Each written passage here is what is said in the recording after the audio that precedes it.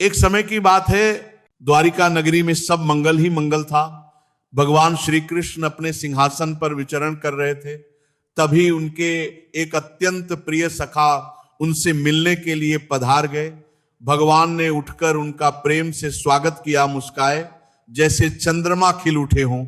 सखा ने हाथ जोड़कर कहा, हे केशव, मैं आपसे जानने आया हूं कि मनुष्य को किन वृक्षों का रोपण करना चाहिए, कौन से वृक्ष घर के पास शुभ होते हैं और कौन से दरिद्रता, रोग, शत्रु भय बढ़ाते हैं। भगवान श्री कृष्ण मुस्कुराए। भाई, वही श्री कृष्ण जिनकी मुस्कान से तीनों लोकों में अमृत फैल जाता है, वो बोले, हे सखा, यह प्रश्न केवल तुम्हारा नहीं, ये पूरे मानव समाज के कल्याण का प्रश्न है। फिर बोले, भक्तों, वृक्ष केवल लकड़ी नहीं होते, वृक्ष श्वास देते हैं, शांति देते हैं, ऊर्जा देते हैं और घर के पास लगाने पर जीवन का भाग्य बदल देते हैं। लेकिन भगवान ने कहा, पहले सुनो, मैं तुम्हें एक प्राचीन कथा सुनाता हूं। इस कथा से तुम स्वयं समझ जाओगे कि शुभ वृक्ष जीवन को बनाते हैं और अशुभ वृक्ष धीरे धीरे घर को उजाड़ देते हैं। भक्तों, मध्य देश में एक नगरी थी, शोभा की रानी। वहीं धनेश्वर नाम का एक वैश्य रहता था। बड़ा भक्त, बड़ा सत्पुरुष, रोज विष्णु पूजा, दान पुण्य, मंदिर भजन सब करता था। पत्नी सुमति नाम जैसी, वैसी ही सुशील। घर में धन, अनाज, सौभाग्य सब कुछ था। लेकिन भाई, एक अनजाने कार्य से सुख का आसमान डगमगा गया। एक दिन सुमति ने सोचा, आंगन को और सुंदर बनाऊं। उसने अपनी मन से बिना किसी शास्त्र, बिना किसी ज्ञान के कुछ वृक्ष लगा दिए, पर अधिकांश वृक्ष अशुभ थे। भाई, यहीं से अनर्थ शुरू हो गया। पहले व्यापार में घाटा, फिर घर में कलह, फिर धन का नाश, भोजन तक के लाले पड़ गए। सुख जैसे घर छोड़कर चला गया। लेकिन उन्हें कारण पता नहीं था। अशुभ वृक्ष घर की लक्ष्मी को रुष्ट कर चुके थे।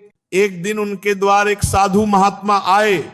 धनेश्वर ने बहुत आदर किया, पर भोजन देने के लिए घर में अन्न तक न था। कर्ज लेकर भोजन बनवाया और साधु की सेवा की। भाई, साधु सेवा का फल कभी व्यर्थ नहीं जाता। साधु प्रसन्न हुए, आशीर्वाद दिया और बोले, वत्स, तेरे जीवन में दरिद्रता का कारण तेरा कर्म नहीं, तेरे घर के पास लगे अशुभ वृक्ष हैं। इन वृक्षों की छाया में लक्ष्मी नहीं ठहरती। धनेश्वर रो पड़ा, हे महात्मन, कृपा करके बताइए कौन से वृक्ष शुभ है। साधु बोले, भाई ध्यान से सुन, सब जीवन बदल देने वाले वृक्ष बता रहा हूं। और अब साधु महाराज ने जिन वृक्षों का रहस्य बताया, वही आज भगवान श्री कृष्ण अपने सखा को बता रहे थे। साधु महाराज ने अपने करुणामय नेत्र ऊपर उठाए, कुछ क्षण मौन रहे और फिर बोले, हे वत्स धनेश्वर, तुमने बहुत ध्यान से सुन लिया कि कौन कौन से वृक्ष घर में सुख, समृद्धि और आरोग्य का आगमन करते हैं। अब सुनो, उतना ही आवश्यक यह जानना भी है कि कौन से वृक्ष घर के समीप कभी नहीं लगाने चाहिए, क्योंकि वे सुख नहीं, दुख का कारण बनते हैं। इतना कहकर साधु महाराज ने अपना दंड एक ओर रखा, गहरी सांस ली और बोले, वत्स, जिस प्रकार शुभ वृक्ष सौभाग्य लाते हैं, उसी प्रकार कुछ वृक्ष ऐसे भी हैं जिनकी छाया पड़ते ही लक्ष्मी घर का द्वार छोड़ देती है। परिवार में कलह बढ़ता है। अनिद्रा, रोग, भूत प्रेत बाधा, अपयश और दरिद्रता मनुष्य का पीछा नहीं छोड़ती। धनेश्वर और सुमति दोनों अत्यंत भयभीत हो गए। दोनों हाथ जोड़कर बोले, हे महामुनि, कृपा करके विस्तार से बताइए ताकि हम फिर भूल न करें। साधु बोले, हे वत्स, सबसे पहले सुनो, बबूल का वृक्ष। बबूल का वृक्ष कांटों से भरा हुआ है।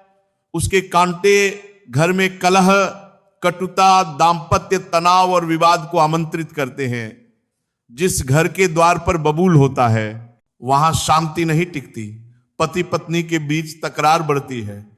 घर में बैठे लक्ष्मी नारायण भी असहज होकर स्थान छोड़ देते हैं। दूसरा, केले का वृक्ष। यद्यपि भगवान विष्णु की पूजा में केला पवित्र माना गया है, परंतु इसे घर के मुख्य द्वार पर लगाना अत्यंत अशुभ बताया गया है। इससे वंश में बाधा आती है, संतान को कष्ट होता है और व्यापार स्थिर नहीं रहता। केला केवल मंदिर क्षेत्र या खेत में शुभ होता है, घर के आंगन में नहीं। तीसरा, बरगद का वृक्ष। बरगद महावृद्धि का प्रतीक है, किंतु इसका विस्तार इतना विशाल होता है कि यह घर की ऊर्जा को निगल लेता है। बरगद की जड़ें घर की नींव को कमजोर करती हैं और इसके पास भूत प्रेत पितृ बाधा और सूक्ष्म शक्तियों का ठहराव माना गया है। इसलिए घर के निकट बरगद के पौधे का उगना भी अशुभ है। चौथा, कपास का वृक्ष। कपास सफेद अवश्य है, परंतु इसके साथ दैहिक रोग, मानसिक तनाव और आर्थिक हानि जुड़ी बताई गई है। इससे घर में अनिद्रा और अस्थिरता बढ़ती है। जिन घरों में कपास का रोपण होता है वहां बार बार कर्ज मुकदमे और संघर्ष बढ़ते हैं। पांचवा, बकुल का वृक्ष। यह वृक्ष सौंदर्य में मनमोहक होता है, किंतु इसे घर की मुख्य सीमा के पास लगाना निषिद्ध है। इससे स्त्री जाति को कष्ट, घर में रोग और वैवाहिक जीवन में तनाव उत्पन्न होता है।